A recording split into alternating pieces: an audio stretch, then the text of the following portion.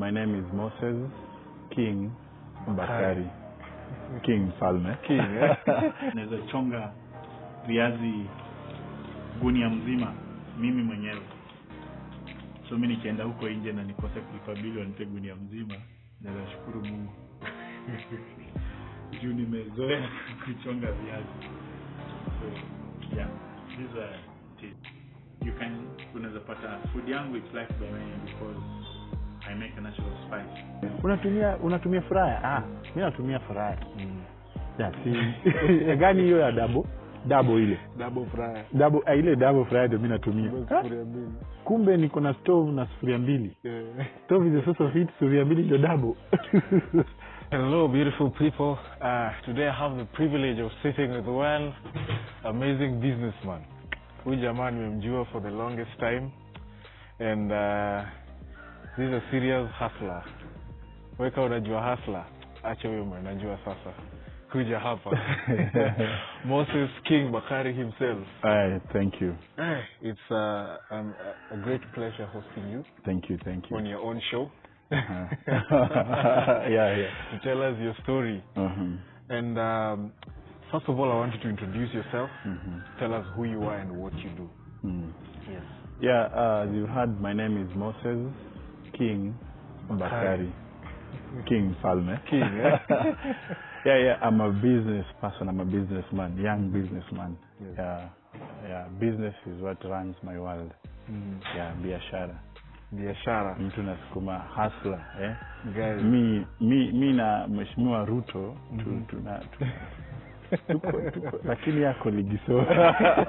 Yako ligiso mimi namfuata kwa karibu. Okay. But tunapishana. Ile yako na cheo wewe Mheshimiwa. Ukiona hizo specs, the watch. Yeah man.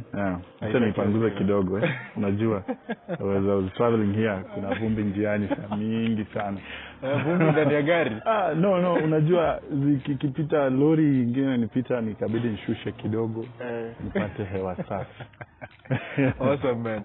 So yeah, this guy is businessman. I know you're professionally done accounting, right? Yeah. Awesome. Professionally I've done accounting. Yeah, I'm an accountant. All right. Yeah.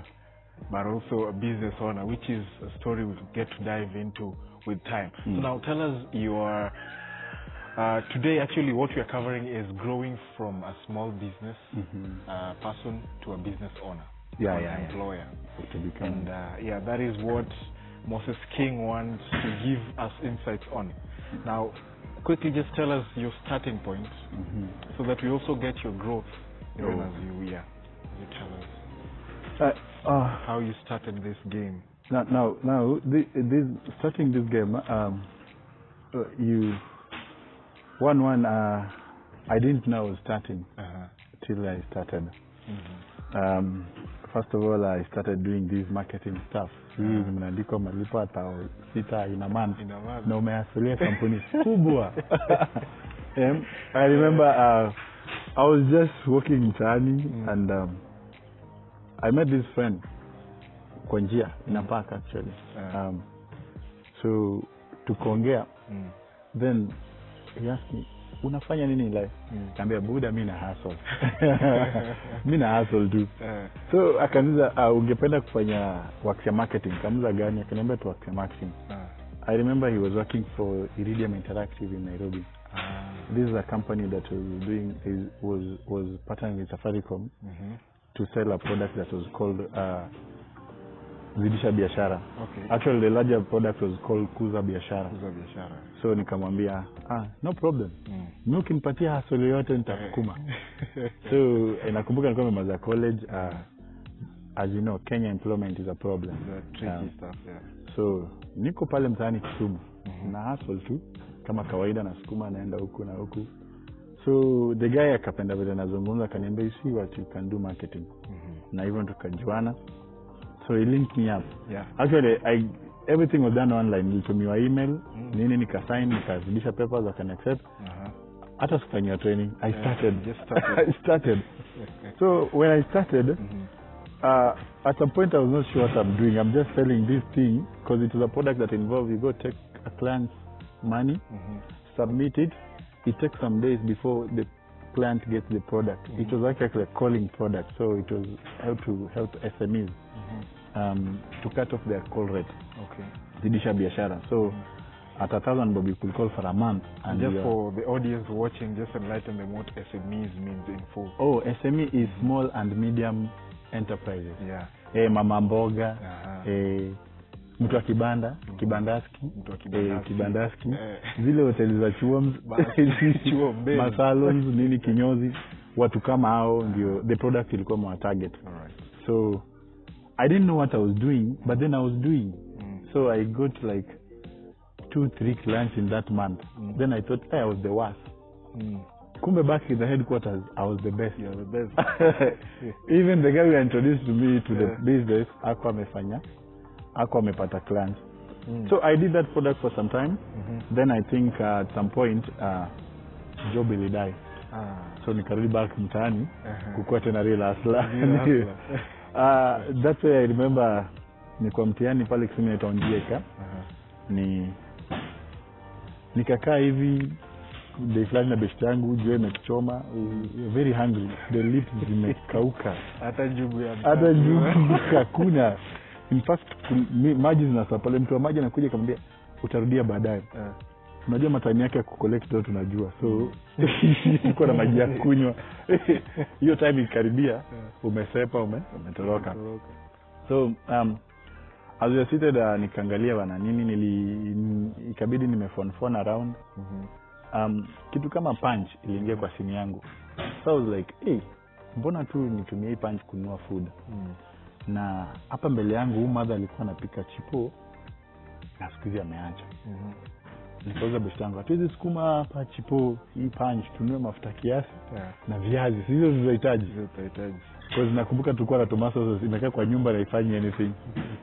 Na tuko na chumvi ikosangi kwa nyumba. Sukari ni za hata, bali chumvi is always there. So akisema kijaribu. Kwa nakumbuka kuna siku tulihata chakula hadi tulitembea kutoka Kisumu town, those no Kisumu, up to Mamboleo almost tukajulu huko juu. Kwenda kwa best yetu, I can't even remember, but nakumbuka tulisweat. It's around 3 hours walk. Kwenda tu kudishi juu tumekaa njaa sana. Tumekaa njaa. Just for food. Ilibidi to food. We had to food. Naoma sana. So that day akasema tunaweza sukuma, pia alikuwa ni msame. Mtu anakupatia morale. So we started, tukapika njiva. Hiyo day zilisha. Ilibidi akimbie kuleta waru. The famous market called Kibuye. Atoke teke. Hapo una doya. Tuna save every little coin. So kuna doya transi. Ilibidi ende Kagu. So we started like that, but unajua yeye ni ile paro yake kila saa alikuwa anampigia nini kuja hivi. So akaniacha na biashara. Me I had to push. Then as I was pushing, there's this guy who came to kukula bajia. Baada ya kula bajia kaniambia, boss, service yako imekuwa poa sana. Can I ask you do something else? Kamza, what is that? Me, I'm ready for any business. Kaniambia, nipe namba yako nitakucontact. So nikampa namba. Truly by weekend Thursday, like unajua Kisumu nation ya weekend inaanza Thursday. Dada anasema by weekend Thursday. Najua Kisumu Thursday ni weekend. So Thursday he called me, happy buda poa. Hiyo saa 11 jioni nimetoka job, niza kuja hivi, nikamwambia niko ready. Kakuja. Kwenda hivi akaniintroduce some biz, which I'll not say, hiyo tutaongelea later. So akaniambia, I want you to be marketing this biz, though size haina do lakini we push. He was so busy that aqua involved, akaniachia tena tu hivyo. So unaona vile kuza ile niingiza tu kwa biashara hivyo, again ya meeting again ananiachia product, we sukuma hii biz. Okay, mimi naye moral vile niko na courage nikachukua nikasema wacha ni push. Nikachukua product, nakumbuka nilisukuma kama 4 months dry spell. No result. Na umekaa hivi, kazi yako ni kuonyesha customer what this thing is. Hakuna msana buy. So nikaenda dry, nikarun dry hivyo. Nakumbuka pia naishi na lipa rent. Rando nampiga tu nampiga mention. Kumpiga mention mwaka kadhaa, sasa niambia mtu wangu sasa mimi nitaona itabidi tu hame usahau hiyo nini. Basi nikamcontrol. No, the 5th month hiyo biashara ika open up. In a week I walked home nimebeba 10k. Akajiuliza hizi pesa ni hiyo ni 10k nishapatia mwenye biz kitu kama 6k. Mimi nilikuwa kwa ground lazima tunikule mingi. Nimehustle na ni kitu kwenda overnight. Nimehustle mpaka asubuhi nikupe mingi. Na yeye pia alikuwa tu sawa. Umeleta 6k. Na hiyo ni it was a Saturday. From Friday so Saturday morning I'm having 10k. Nikasema sasa ndio biashara I'm supposed to be doing. So nikafanya hivyo, nikasukuma kama weekend kama 3. Landlord nikamsort do yake yote ikaisha. So nikakuwa at peace. So I started doing that business, nikasukuma mpaka kifika penye ila pia ilibidi ishe kidogo. Iliteremka ikaanguka. Hiyo ni point tena nikarudi 0. Tukarudi Hustler Nation kwanza kusaka nyingine. So ikabaki hivyo, but yeah, that's how I got in business. From those experience kugongana kupewa patiwa nikavuka nikasema now the reach a point nikasema I have to do my own thing that is stable. Yeah. Oh wow. So interesting. So starting was hard. Was very hard. And then you couldn't really tell whether me naanza ama ni na hustle tu yani. Yeah. Siko najua. Unajua most of the I think experience ni best teacher banze. Most of the products so far nimehandle msana kupatia na amekuaminia. Me one I feel like sijui kitu na kuna ile uoga unaogopa wase si kuna platforms unajua kuna what you meet hapa some product umepewa na meet unaona unaenda unakaa na mtu mwenye amemake it mtu anakaa kwa kiti yake na kushow so jieleze you actually don't clear information in marketing you need to have product information. It's key. It's very key. You have to know what you're having, what you're selling, what is it, whom are you selling it to? Whom are you selling to? What's your target market? You have to have that. So when you know the product, you become like the mother of the idea. When you actually come up mpaka kwa final, though umepewa tu na umefunzwa, lakini you need to have the product information. So that when I approach you, I know what I'm talking about. Ukirudisha back to the smaller particles in the product, I can take you to the science. I can tell you everything. So product information is good. All right. So hivyo I get to learn. All right. Vile tu niko naenda tu bila kujua, naongea unapata sometimes client could correct me. So from those corrections, I could pick something. The next client angepata mazungumzo from the other client. So that's how I started. Now, just quickly highlight for us the challenges that you faced. You told us, you've also told us a bit of challenges that you faced when you're starting. But just quickly highlight, because now you've quite grown into a business person. Quickly just highlight for us the challenges that you faced along the way before we get into what you're doing currently. Now, first of all, I'm talking because I'm in Kenya. So let's talk just in Kenya. First, you can get a youth who's having an idea. They have an idea. The biggest challenge in Kenya is financial problem. Financial problem. So you get, I have the idea, but I cannot implement it. Why? Some needs finances to work. Wakenya wamesota, mayouth wa Kenya wengi wamesota. So and because some will maybe need some machines, some things to buy. Hana hata bob. In fact, bob anapata inafaa afanye something or helping back at home. Napata the background inatoka. After the little anapata in a day, akinunua sukuma peleke home imesaidia pakubwa. So unapata it's hard. Finances ni kitu key, unaona. Na unajua in Kenya there's no system like banks cannot finance an idea that ndio haujaianza uko nayo kwa kichwa haujaianza. No bank in Kenya has such a program. As in, I've never seen an institution that has such a program. They want the business plan and then they want the business plan. Some of them have not gone to school. How can someone produce a business plan? And if you hire someone to write for you a business plan, that's also money. That is also money. Leave alone the money. You see, they'll put in a panel to explain what is this content here. You see, that time they are elites. People wanafungua business plan yako kupitia. So unajua umewekwa hapo utahaha. Haujui to talk of a business plan because it's not who wrote the thing. So you won't understand. So they want, and then they want to come to the site and see. What, you don't have a site. Umetoka kwenyu umekuja tu mtapa kupiga. wanataka on your side so that they approve so many things. Unapata, so that is a challenge because there's no financial institution that is ready to finance such an idea. Then that whole process that they take you through before you get the money, it's stressful. Kwanza hata mwenye anakuja penye ametumwa pengine kwa site anakuambia sasa unajua hii kitu dunia iko figure yako. Mtunguya toa kitu kidogo. Nchi ya kitu kidogo. Hiyo nchi ya kitu kidogo inaua sana. Unapata it's a loan that to be paying but mtu anataka kitu kidogo. So hakuna finances are a problem. And then you get now when you start of course there's these rules and regulations. Unapata Kenya there's a lot of taxes. Unapata mtu anafaa kukata licenses mingi. Hizo licenses inataka do. Unaona? Hizo rules and regulations zinafanya hata mseo kama hapo ukifikiria kesho tu nikifungua hiki kitu magavana mimi hapa ama hata nikianza njaji hapo kanjo na mimi kwa street wanataka kitu unapata hizo zinahinda youth kama hapa sema mimi sitaki kuvutana na kanjo mimi sitaki kuvutana na gava so akona idea but because of the rules and regulations afanya feel inferior haizi start anything so anakaanga tu hapo kwa mind na build castles but no build in the air lakini hakuna kitu ana realize. Could you also feel that also lack of someone who maybe a mentor or something mwenye atakuguide kwa hii biz akushow ndio the right, do you feel that is also a challenge? Yeah, in Kenya the business mentors, we lack business mentors. Those who can get hold of your hand and then akuonyeshe what you are thinking boy it can be a big thing. Yeah, you just need to push because I've failed so many times. Si ati nilifika tu hapa. I've really failed. But thank God I've learned the hard way. Through my failures I turned them to my steps to success. Yeah, I failed one time.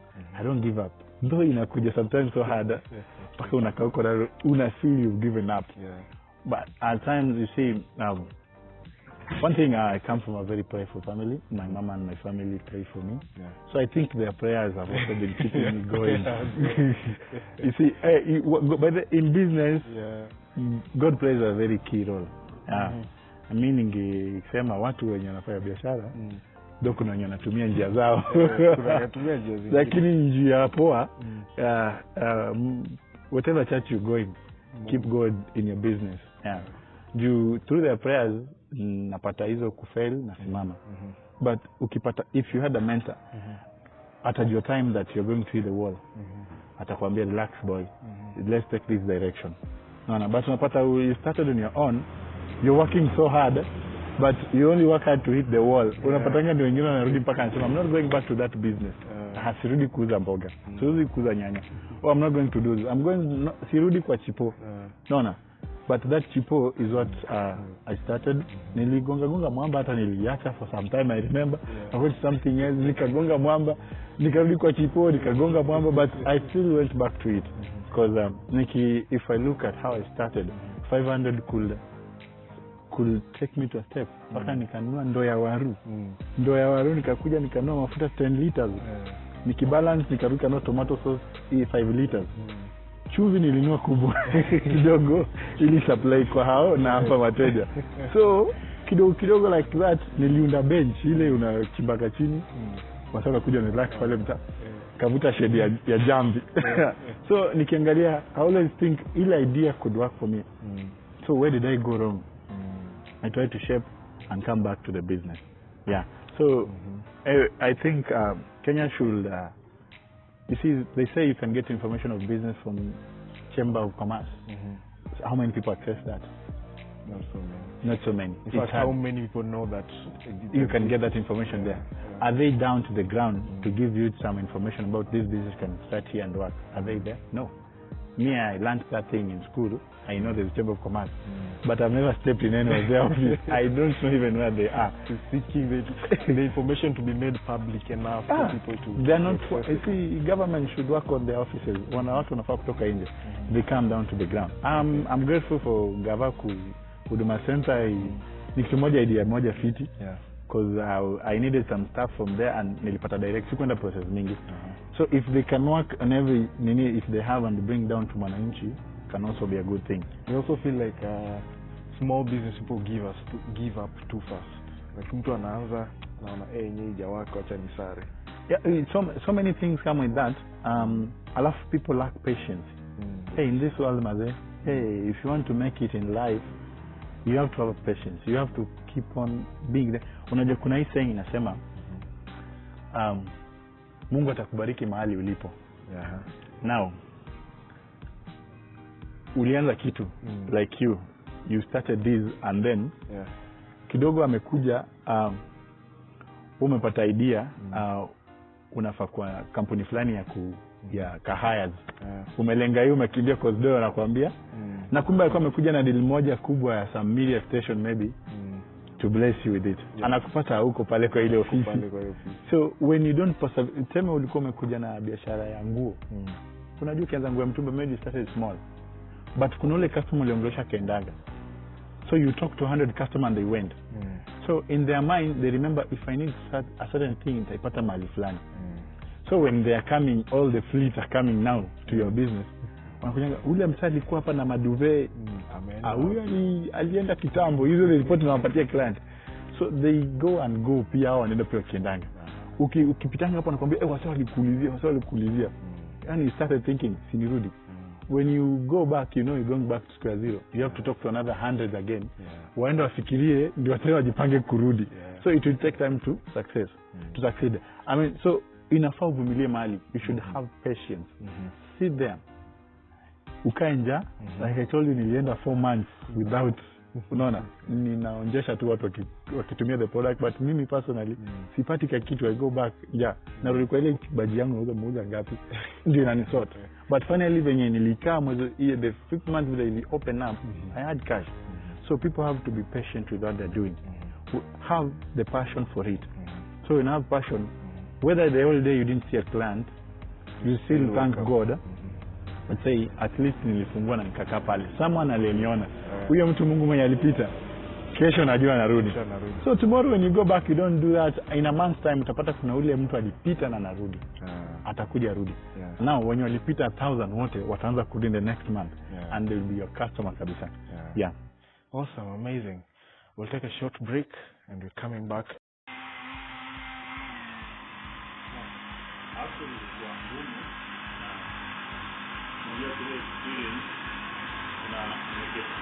There's so many people who actually don't do spices, use processed spices. So kuna watu wenye kuna magonjwa. So I've come to learn you can create your own natural spice na food iko tamu without using kina Royco cube, Royco.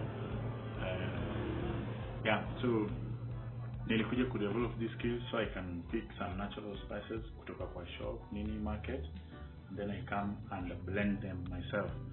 So you can unaweza pata food yangu it's liked by many because I make a natural spice. So ile experience kajua kuna watu wenye kuna diabetes they don't eat that, watu kuna high blood pressure they don't take that. So ilikuwa challenge because siku watu wengi wana live with those diseases na unapata wengi ndio client na ndio karibu yako na nataka huyo mtu ale. So nikakuja learn this process that I'm trying to do here. Yes. So I blend them. I've got cucumber, hoho, kitunguu saumu, ginger, all the natural spices mpaka dania. So there's a spice that's not tengeneza to mix dania, there's a place I'll not use dania. There's a place I'll use kitunguu saumu, there's a place I'll not use kitunguu saumu. Depending on what type of food I'm making. That needs experience. To learn is of it. It took me time. It's not something that I started yesterday. It's something I've taken like 3 good years learning what I should be doing and what I should not be doing. Finally, I learned to making music. All right, welcome back, Moses King Bakari. Thank you. We have heard your story. It's inspiring. Umetoka mbali bana. Inabidi. Anyway, right now I want you to share with us now what you're doing currently. You're a business owner, you've employed people, you have a chain of restaurants. Okay. I'm already spoiling. It's okay. It means I explained myself so well. Yes. Tell us now what you're doing, and let us get to know that. Yeah, as you just said, I own chain of restaurants. Yeah. Funny thing, I know how to cook, and when I cook with Adani, Buddha, ulipitia shule. No. It's a passion. Like initially I was talking about passion. When you have passion in what you're doing, it always perfect. It will come out so good. Yeah. So I started restaurant as very small. There's one restaurant, if I take you there and I tell you this restaurant nilianza na sufuria mbili ndogo ndogo, even you can deny it, because how big it has grown. You can't imagine. Nilianza na sufuria mbili ndogo ndogo na stove. Yeah. Hey. Stove. Stove. Actually, the one unaongeza mafuta ya taa. No stove ameni. Ile ya mafuta ya taa. Inakuanga green green. Hiyo. So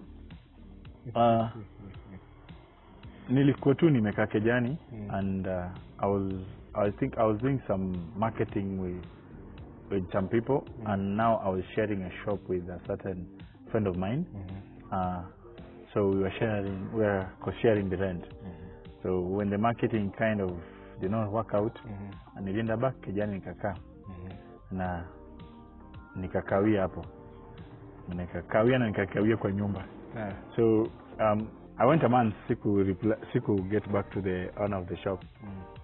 Then she goes again, uliamwaje shop, kuna watu wanaitaka na it's there. Nikamwambia kuna watu wanaitaka, wapatie. Juu sasa I can't do anything, sina do. Wapatie. Na hiyo ni after a month.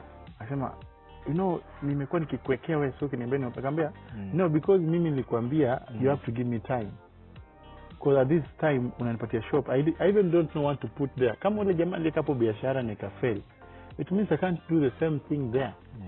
Maybe there's a problem, ama he was not doing something right, and that's why he failed. I have to go and think. Naweza chukua shop na ni hate kwa nini nilichukua my few coins nikakupatia. So I went again silent for a month. Now she calls nikamwambia it was something on a Thursday, nikamwambia tunaona Monday. And exactly Monday I was there. Na she was asking for like 6 months rent. Mimi kumbuka hata sina pesa kuinvest. Nimebeba cash ya rent. So quickly had to think smart. Kamweka nikamwambia unataka nikupe nini ya miezi 6? How? Unaona? Mimi mwenyewe sijaanza hata biashara. I have to start the business to see that hii biashara can sustain itself, naweza lipa rent, na I'm starting a business to earn an income. Also pia mimi nizajipeleka 1 2 3. Naweza enda twanga sherehe if I want. Unaona? Lazima niingie burdan. Siwezi kupatia hiyo pesa yote. Unajua mimi najua uko ndani na but I'm talking big. I'm saying that niko na lakini siwezi. But you don't have. Najua mimi mwenyewe ni hustler. Mimi na Ruto tunaitana jina moja. So I'm like okay, mimi siwezi kukupatia business, sijaanza biashara. Sijaweka stock. So what am I going to use for stock when I give you all that much money? You have to take what is there, halafu niende nike stock, nisukume, itoe pesa nikulipe, but nikupe pesa what's the investment? Am I mad? No. Akasikia vile naongea big, akasema yenyewe this is the person is supposed to do business. You have the shop with that 1 month. Peana. Sasa hizo napeana, sina ndio kununua anything. Na sijui nitaweka nini. I don't have access. So I went back to my small Labulu. Nyumba yangu, if you watch Coming to America, wasema the small Labulu. So I went to my small Labulu and I sat there, start thinking nitaweka nini hapo. So the next day I went to the shop, Nikenda. I was now doing market service. I looked around. Hapa hii line watu wanauza hii na wanauza hii. So nikasema mimi ndio niingie hapa na nianze ku create class. Ngori. I should think smart. So me, I decided nikaangalia, these people are here and they are sending a motorbike to get food somewhere else. So they lack a restaurant. And they lack food. So these can be my first clients. How when you are already hapa waza kwa client wangu. So nikasema now how do I set a kitchen? How do I put setting a restaurant kitchen is very expensive. And as I told you earlier, you can't come with an idea and you go tell the bank, now me that kufungua restaurant, my budget is this. They will not give you something. They won't. There's no financial institution in Kenya that does that. Like uko tu na idea kwa kichwa alafu akupe pesa. There is none. I want a well-detailed thing of how you're going to do it. In fact, as an established business is when you can get money. So nikasema now because hakuna na siku nyumba huwa nakula. Personally huwa nakula. Now when I have a visitor I eat more. So my pesa natumianga kwa lunch na pia nimesota sinanga hiyo pesa. I'm going to invest it nianze kupika chakula hapa.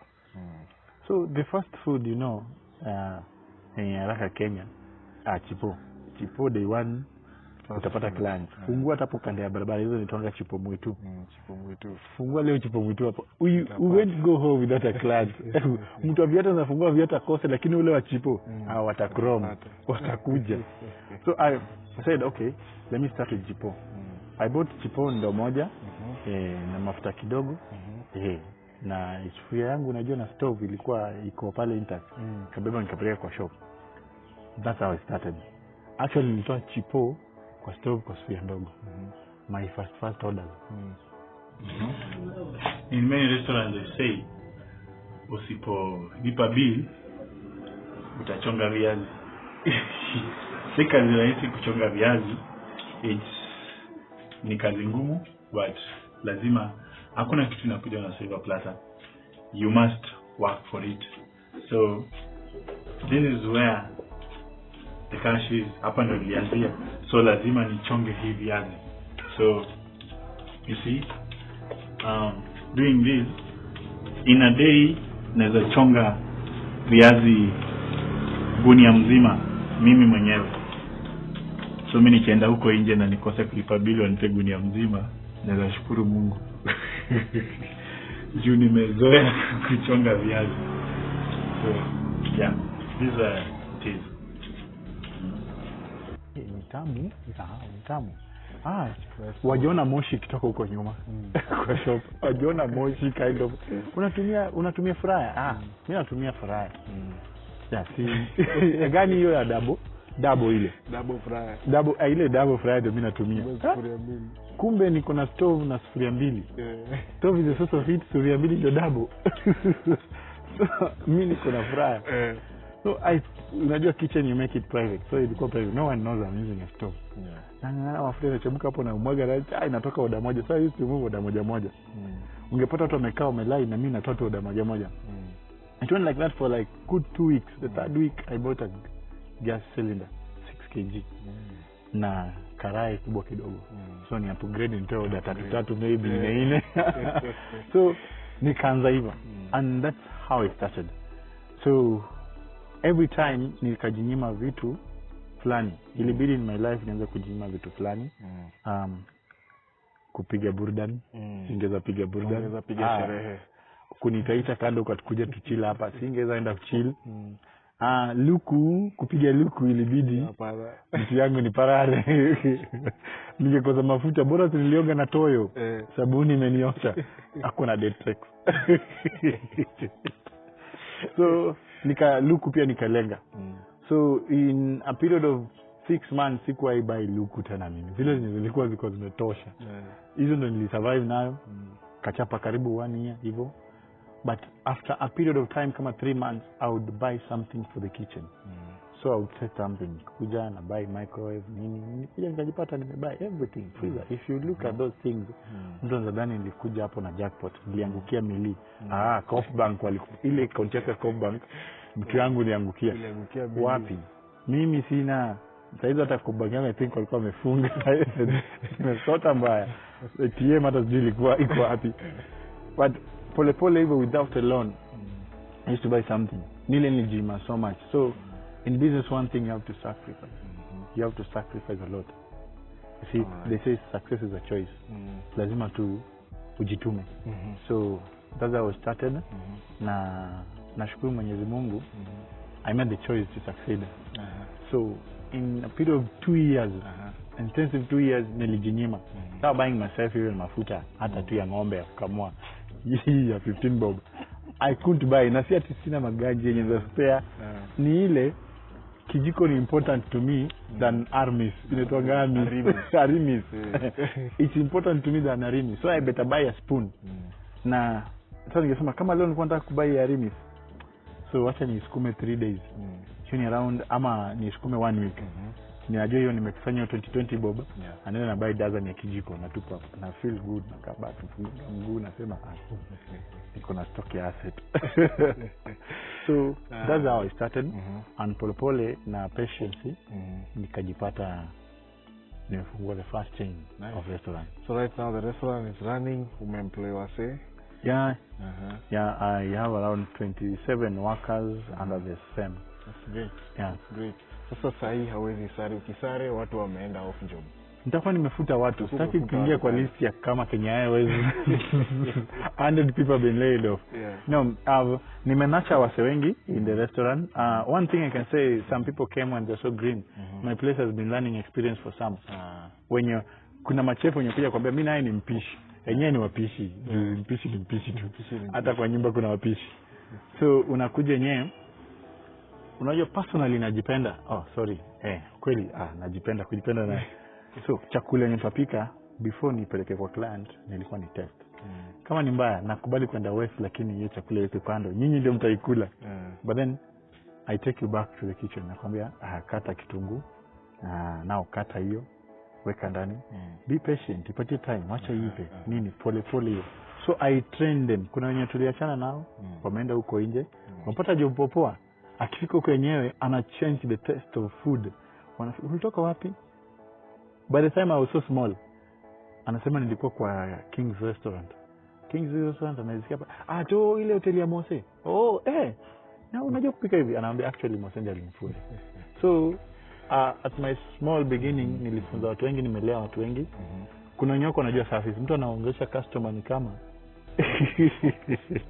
so you have to work on their language. Yeah. So pole kuna wale wenye unajua kuna watu wengine they don't accept changes. They don't embrace change. So when you try to change them they cannot. Na unajua kuna ile picture you have when you're opening something and have a vision, lazima you see the bigger picture. So like I'm going to work with you this journey, but I need you to behave this. If you cannot, tafadhali tuachane. So if you're not ready to change, I used to achane to in peace. Yeah, so wale wenye tuko nao around 27 tumetoka nao chini. Tumekuwa nao na ndio nikue kubwa hivyo ni bidii na nimewafunza. Yeah. Great. Sasa naona uko na machine hapa kando yako. Yeah. Hard work. Wakati tuko najibaia mafuta this baby was coming. Wakati tuko najibaia luku unajua kuna wale watu you can sit with them. Yes, they have big money, they have big machines. You ride on the machines. So when you're riding the machines, you should ask yourself, when am I going to have mine? Because kuna wale na ride na kupeleka mahali tupige sherehe, unarudi baki kwa labulu yako, buy for you drink. They even buy bars. They even buy for expensive drinks. But hautaona bobi yao. But they can't give you the money. They can't give you the money. So huyo ni mtu mwenye anakuangamiza kwa ground. Unaona? Mtu kama huyo usitaki kuonekana uko na watu. One advice I can tell youth, unajua kuna wale watu wanatoka kwa background niko humble. Usitaki kuonekana sana na watu kubwa. Onekana na mtu mkubwa mwenye anakujenga. Mtu mwenye kama anakupa idea of business, huyo mtu anakujenga hata kama akupi shilingi. Lakini ule mwenye ni kazi yenu kupiga sherehe, unatoka huko pengine hata unajua siku hizo watu wanakata stress na mpombe, umelewa vitu kama hizo. Na una bob na unarudi back nini yako na hakuna idea yote unafanya business. Kata huyo friend maze. Mkate as much as akona pesa ngapi. Hata kama ni Hustler Nation Ruto ndiye mtembea naye na kunywesha tu. Ambia tu cheki deputy president. Mimi naye umeniambianga Hustler na sio ni Bobby Kikamini. Usijiona at least ulimpatia wheelbarrow. Huyo mwenye akupatia wheelbarrow kana yeye. Unaona? But mtu mwenye anakupeleka round ni pige sherehe na kunywa mkate. Unaona? The kind of friends will also determine your success. So you should look on the relationship you're having. Yeah. Well, thank you. Those are the wise words from Moses King Bakari. a business owner, owns a chain of restaurants. And guys, you've heard the story, man. Kuanzia hapo penye yuko sahi. It was a slow beginning and a slow growth, but a sure pay. Manze sufuria mbili na stove to a chain of restaurants. That's an inspiring story. So guys, don't give up that thing you're dreaming on. Chase at it. Give up haraka, and it's possible. It is. Mindset. Yeah. Anyways, thank you for watching. Of course, we'll be hosting Moses King Bakari once again to Kishaunda 5-star Hotel. Where is your current hotel located? Oh yeah, I'm having a restaurant in Kisumu. I'm having another one back at home, Mawego. Mawego is in Homa Bay County. You know, yeah. I'm also getting a land. I'm buying a land. I've already still around Mawego? No. Some undisclosed location. Okay. Unajua ukishafika hii level fulani vitu zingine uaniki hivyo mpaka until zimefanyika. Juu pia kuna shetani anasikiza. So I'm buying a land and basically I want to set a restaurant. Ikikuwa rating kidogo sana, isishuki 3 star ndio minimum. Alright. Lakini nafikiria ikigonge 5 star si mbaya. Niko na experience. Alright. Alafu pia saizi kuna connection, kuna samula, kuna pesa zinaingia. Awesome. So tunaweza weka 5 star. Alright. Yeah. So I'm planning to put a big restaurant. Yeah. So I'm just trying to create employment. So because I started humble, and I saw that instead of seeking job, I can go the other direction. I can employ. I didn't know I can employ someone by then. I didn't know, but so far under me kuna watu around Kabru 70 wana benefit. So I believe when I go to that restaurant, na pia kama kuna financial institution kwenye na feelings a partner with me, I'm ready. Wakuje tu. You're ready. Moses King is ready for your partnership. Come and invest in restaurants and do. All right, thank you. Thank you. It was a pleasure. It was a pleasure. Thank you.